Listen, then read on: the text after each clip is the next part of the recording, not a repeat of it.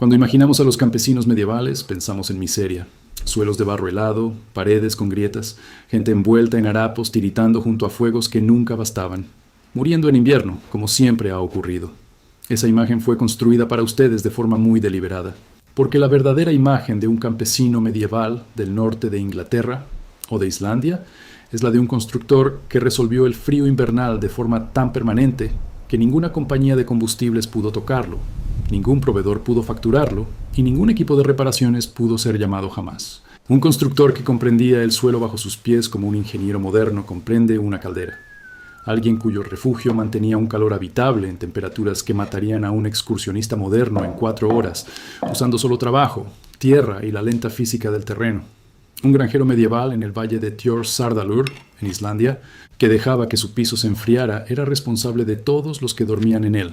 No había servicio al que llamar. No había sistema de respaldo disponible. Lo resolvieron una vez y funcionó durante siglos. Ustedes tienen la misma física disponible ahora mismo. A ustedes les han vendido la suscripción. Una sola decisión, tomada antes de levantar la primera pared, fue lo que separó un refugio que conservaba el calor en un enero mortal de uno que se convertía en una caja helada a medianoche. No el material de la pared, no el tipo de techo. Una decisión sobre la ubicación del piso. Y esa decisión es lo que están a punto de aprender paso a paso, sin costo alguno. Está a unos 60 segundos de distancia. La industria moderna de calefacción residencial en Estados Unidos genera unos $90,000 millones anuales en ingresos. Esta cifra proviene del informe de IBISWorld de 2023 sobre contratistas de climatización. La encuesta de consumo energético residencial de 2022 de la Administración de Información Energética de EEU establece que el gasto anual promedio por hogar en calefacción supera los $1,300 cada año, pagado a una industria, por el mismo resultado físico, un interior cálido, que un granjero anglosajón medieval en Suffolk, Inglaterra, logró sin costo recurrente, sin cadena de suministro, y con herramientas no más sofisticadas que una pala de madera y sus propias manos. La técnica que usaron esos granjeros sigue físicamente intacta, no en un museo, no en una reconstrucción. En el terreno mismo, en los perfiles de más de 70 edificios de suelo hundido excavados en West Stowe, Suffolk, por el arqueólogo Stanley West para el Consejo del Condado de Suffolk, publicados en el Informe de Arqueología de Anglia Oriental número 24 en 1985. Esos edificios tenían sus pisos cortados deliberadamente por debajo del nivel del suelo circundante. No por accidente, no por inundación, por diseño, por elección y por el conocimiento acumulado de constructores que entendían que la tierra retiene la temperatura como una piedra guarda calor junto al fuego, lentamente, de forma fiable y durante mucho tiempo después de que la fuente se haya enfriado. Los terraplenes medievales intactos no se pueden facturar. Esa es la explicación completa de por qué dejó de enseñarse esto. Pero lo que nunca aparece en ninguna conversación sobre aislamiento térmico es esto. ¿Por qué la Tierra conserva su temperatura?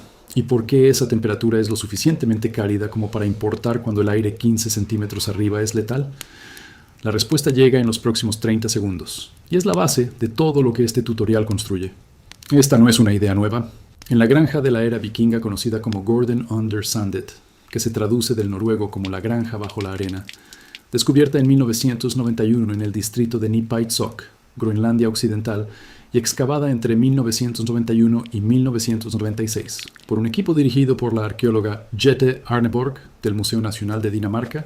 Las paredes de la casa larga eran de césped, cortadas del suelo y apiladas hasta un grosor de entre 1 y 2 metros. Eso es más grueso que las paredes de la mayoría de las casas modernas de ladrillo. El piso estaba situado por debajo del nivel del suelo circundante. Los establos se construyeron directamente adyacentes al espacio vital principal, compartiendo una pared con los humanos. En Groenlandia, las temperaturas de pleno invierno alcanzan regularmente menos 25 grados Celsius. Durante las tormentas, aún más bajas. La familia que vivió en Gordon under Sandet sobrevivió generaciones a esos inviernos, no porque tuvieran grandes fuegos encendidos todo el día, sino porque la tierra, los animales y el piso rebajado funcionaban juntos como un motor térmico único que no costaba nada operar. En el sitio de Stong, en el valle de Thjórsárdarur, Islandia, una granja nórdica quedó sellada bajo ceniza volcánica cuando el monte Hekla entró en erupción en el año 1104. La ceniza inmovilizó el edificio.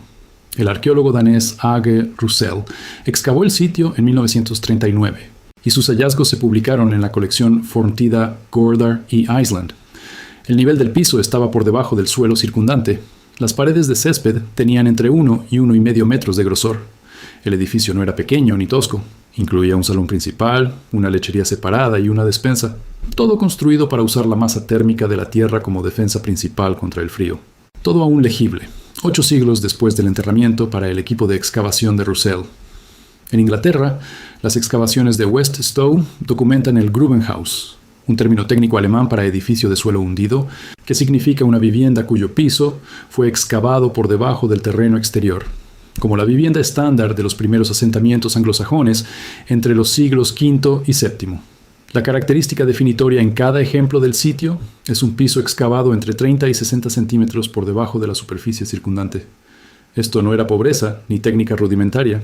Los mismos constructores de West Stowe también edificaron allí salones de madera sobre el suelo. Eligieron el piso hundido para viviendas más pequeñas porque funcionaba mejor con frío. Era una elección técnica consciente. Los monjes benedictinos de la abadía de Fountains, en Yorkshire del Norte, fundada en el año 1132 y hoy Patrimonio Mundial de la UNESCO gestionado por English Heritage, construyeron su calefactorium, la palabra latina para la sala de calefacción, el único espacio con calefacción que la regla de San Benito del año 516 exigía en cada monasterio, usando gruesos muros de piedra apoyados contra un talud de tierra en el lado norte. Aquellos constructores monásticos entendían el mismo principio que comprendían los agricultores anglosajones de West Stowe: interponer un material denso y estable entre el espacio habitable y el frío exterior no era un adorno, era el sistema. Los constructores medievales resolvieron esto de forma permanente. Luego, una industria convirtió esa solución permanente en algo inconveniente, no en algo erróneo, inconveniente. En 1875, la Ley de Salud Pública británica introdujo normas sanitarias obligatorias para la vivienda en toda Inglaterra y Gales. Inspectores municipales formados en la ciencia sanitaria de la época condenaron las viviendas con suelo de tierra y semisubterráneas en todo el país. Esos edificios no enfermaban a la gente por la profundidad de su suelo. La condena se debía a la asociación entre cualquier vivienda con suelo de tierra y las húmedas y superpobladas casas urbanas que sí propagaban enfermedades. El principio térmico, la razón por la que esos suelos funcionaban, nunca se abordó. Simplemente quedó enterrado dentro del argumento sanitario, y allí se quedó. El conocimiento que constructores anglosajones y nórdicos habían transmitido de maestro a aprendiz durante 12 siglos, visible en los perfiles de suelo de West Stowe, de Stong, de decenas de yacimientos excavados, pasó a asociarse con el atraso. No porque la física fallara, porque un suelo de tierra cálido no puede facturarse a un hogar cada invierno. ¿Y una estufa de hierro para carbón? Absolutamente sí. El ciclo de facturación simplemente no tenía espacio para lo gratuito. Lo que los constructores medievales entendían sobre la tierra, y lo que vas a replicar este fin de semana sin gastar absolutamente nada, parte de un hecho físico tan simple que cabe en una sola frase. Es más simple que cualquier cosa que te venda la industria de la calefacción. La siguiente sección es ese hecho, en lenguaje llano. En West Stowe, Suffolk, el informe de excavación de Stanley West de 1985 identificó más de 70 edificios con suelo hundido, cada uno construido sin factura de calefacción, sin proveedor, sin un solo componente que hubiera que reemplazar cada temporada. El hogar estadounidense medio, según la encuesta de 2022 de la Administración de Información Energética de EE, gasta más de $1,300 anuales solo en calefacción. Los constructores de West Stowe pagaban cero. La física que usaron no ha cambiado ni una variable desde el año 500. Está en el suelo bajo tus pies ahora mismo, y casi nadie la está usando. Has visto esto toda tu vida sin conectar los puntos. Una cueva en verano es más fresca que el aire exterior. Esa misma cueva en invierno es más cálida que el aire exterior. Una bodega subterránea evita que las verduras se congelen, aunque el suelo encima sea hielo sólido. Cuando cavas en tu jardín en enero, la tierra a un palmo de profundidad está suave y fresca, no congelada. La temperatura que había allí en octubre sigue ahí en enero, casi inalterada. Eso no es magia, es masa térmica, que significa simplemente la capacidad de algo pesado y denso de absorber calor lentamente, retenerlo y liberarlo despacio. Piensa en una sartén de hierro fundido. La calientas una vez y mantiene el calor mucho después de apagar el fuego. La Tierra se comporta igual, pero a una escala mucho mayor y más lenta. El aire es ligero y se mezcla constantemente, por eso la temperatura del aire puede pasar de agradable a letal entre el anochecer y la medianoche. El suelo no puede hacer eso. La calidez del verano tarda meses en abandonar la tierra profunda. Para cuando un invierno duro se ha instalado en la superficie, la Tierra, a 60 centímetros de profundidad, sigue liberando en silencio lo que almacenó en septiembre. A 60 centímetros bajo la superficie, en el norte de Inglaterra, la temperatura del suelo en enero ronda los 8 grados Celsius. No es suficiente para estar descalzo. Pero en una noche en que el aire está a -10, esa tierra enterrada está 18 grados más cálida que el aire sobre ella. 4 paredes y un suelo hechos de esa tierra te dan un colchón de 18 grados antes de encender siquiera un fuego.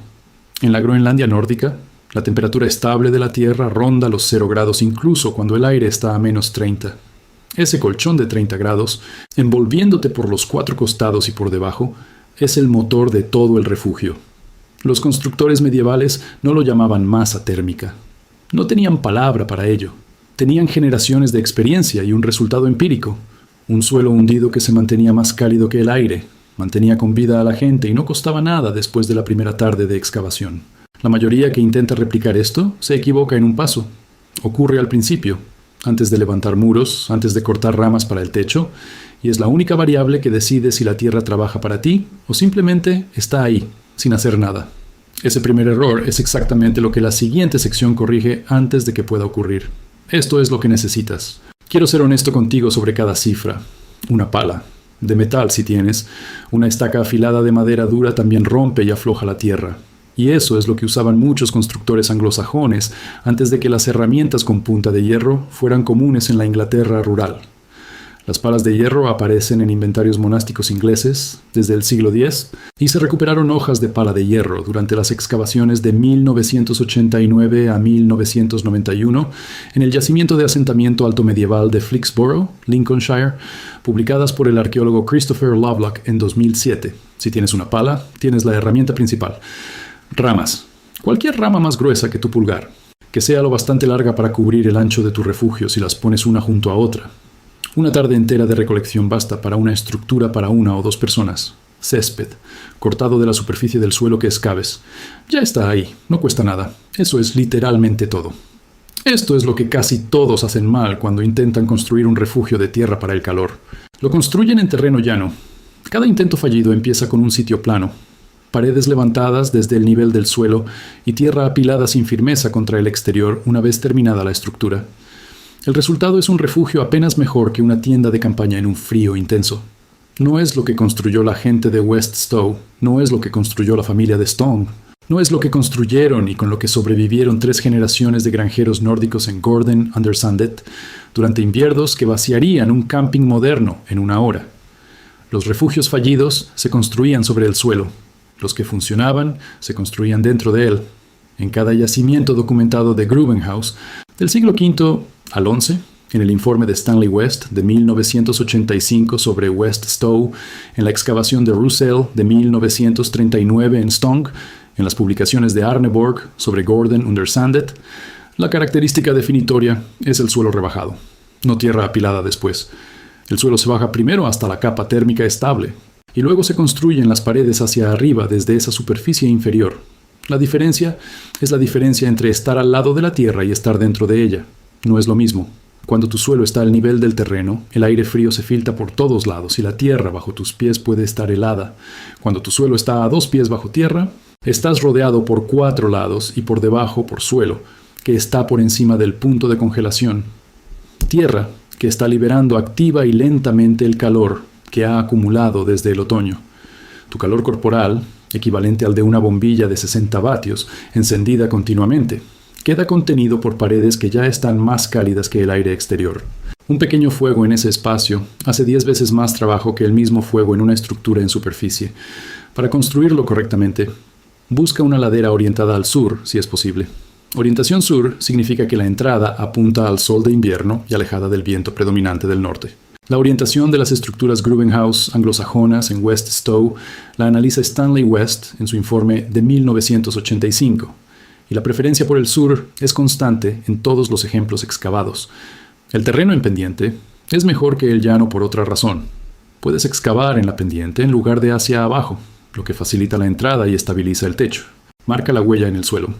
Para una persona, imagina un espacio tan ancho como tus brazos extendidos y el doble de largo. Para 2 o 3 personas, añade el largo de un cuerpo en cada dirección. Manténlo pequeño. Un espacio cerrado y pequeño. Se calienta por completo con 2 personas sentadas dentro. Un espacio grande dispersa esa ventaja y es mucho más difícil de calentar. Excava 2 pies hacia abajo.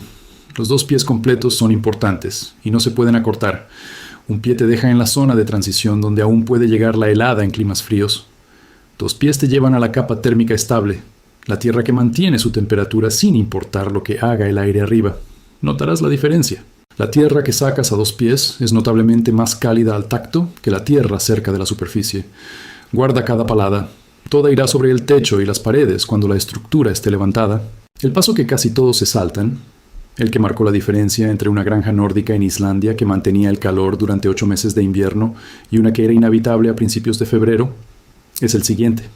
Tiene que ver con la puerta, y es la última decisión estructural antes de que el refugio esté completo. Cava un túnel de entrada abajo, no una puerta donde entrar de pie.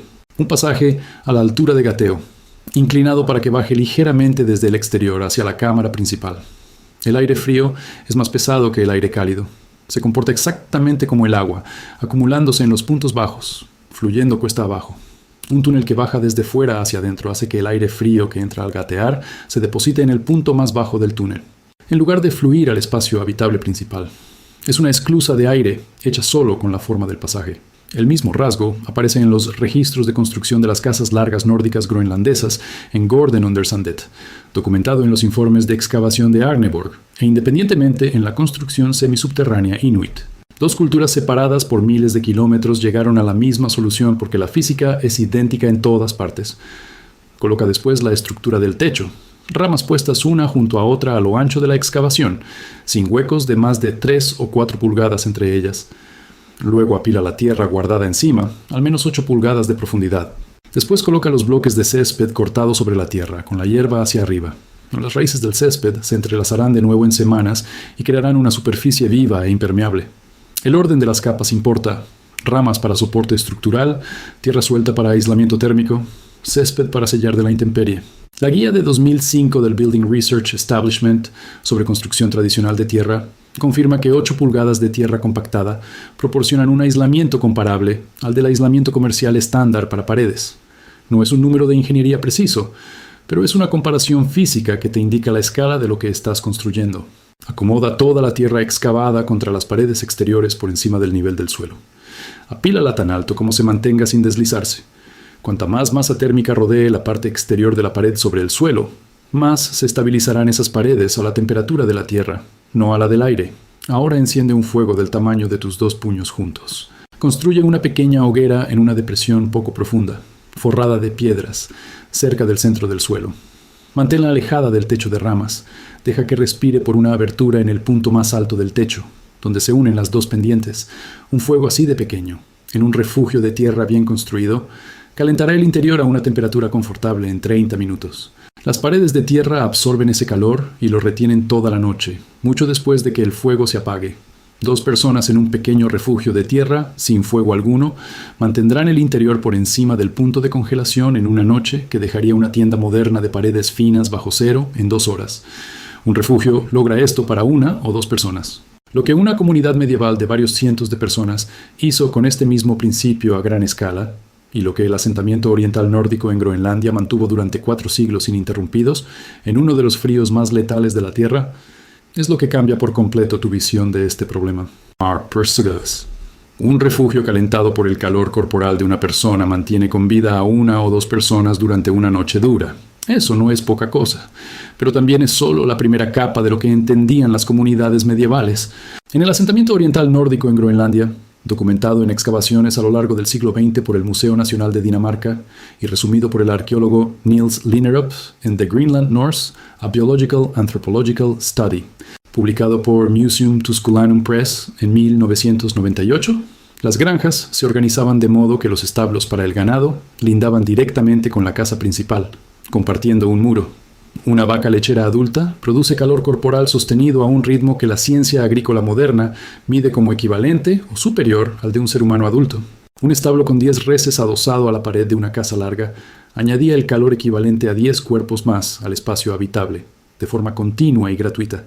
Los animales necesitaban refugio para sobrevivir el invierno. Los humanos necesitaban calor para sobrevivir el invierno. El muro entre ellos no era una barrera, era un intercambiador de calor.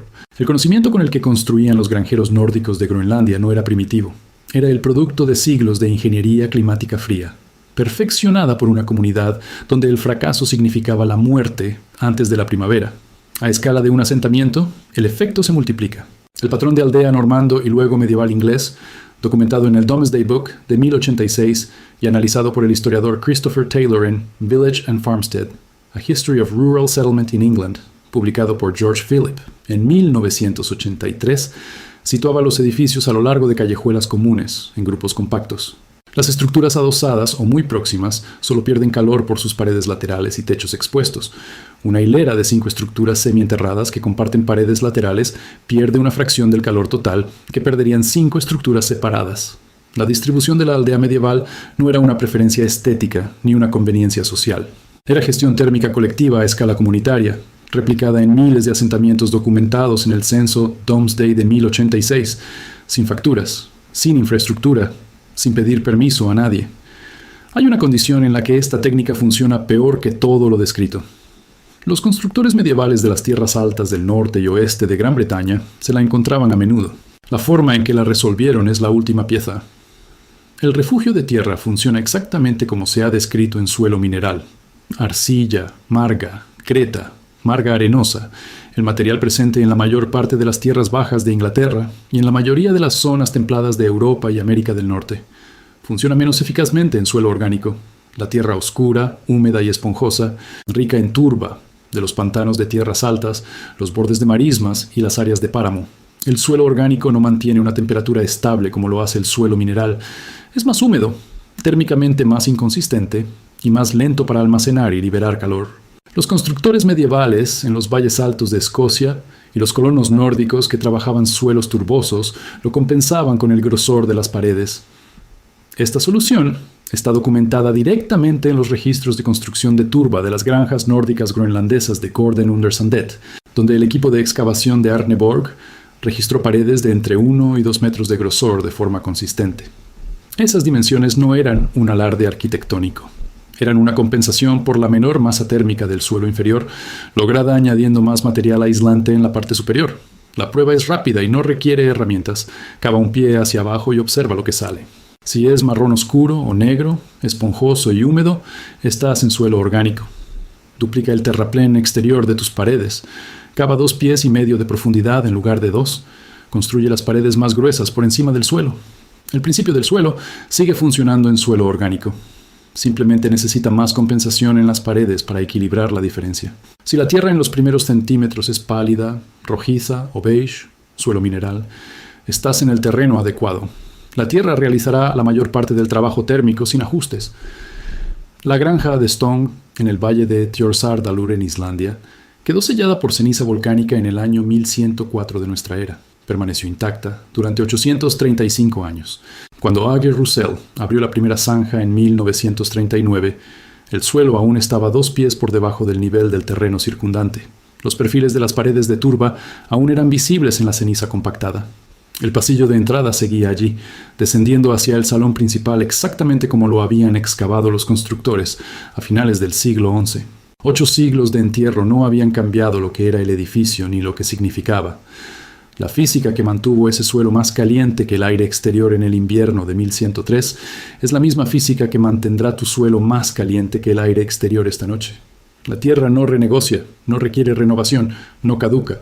Lo que construyes con una pala y una tarde hace exactamente lo mismo. No sé qué te trajo aquí, no importa. La tierra funciona igual en cualquier caso.